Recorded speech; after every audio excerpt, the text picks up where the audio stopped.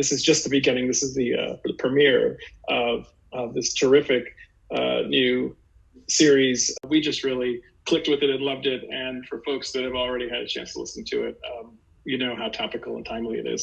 I was excited to be part of this, but it was also kind of eerie because it's like, man, this really is a reflection of what's really happening. And I hope some of these things do not come true because I'm going to have to move. I haven't laughed that hard in 7 months since this all began. So it felt so good to have that cathartic laugh at his expense.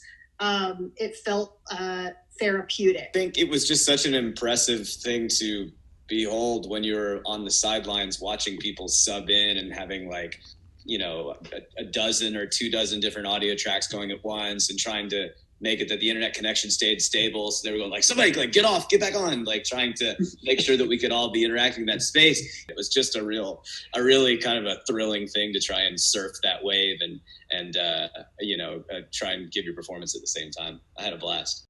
Navigating that line that touches on humor, that harnesses and captures the anger and the anxiety and the shock sometimes that we're all experiencing, that we can transfer from the real world we live in now to this piece.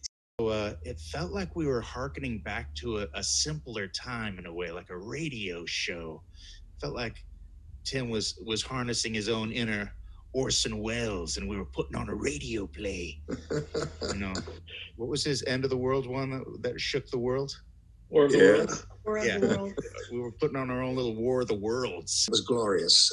Just listening to the voices of everyone was a wonderful experience, and not having to worry about looking at their face, actually. It makes you have to work a little harder to create the room, the space that you're in. And it's a nice challenge. I like to deal with certain obstacles. And it is an obstacle, but it is a gift in a way to work on radio. There was something very unique about this, but then also something nostalgic to me.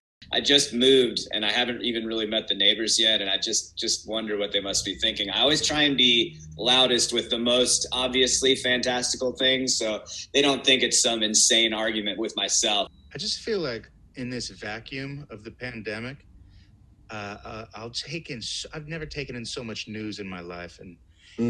And I'm constantly being washed over by this feeling of dread. I'm like, look at this horrible leader that we have. And what I hope that this piece does is to help to create a sense of community that, you know, we're not, you know, that there's a group coming together to affect social change, and that this is the time for everyone to join in a chorus. This is the time to let your voice be heard. So I was proud to be part of this.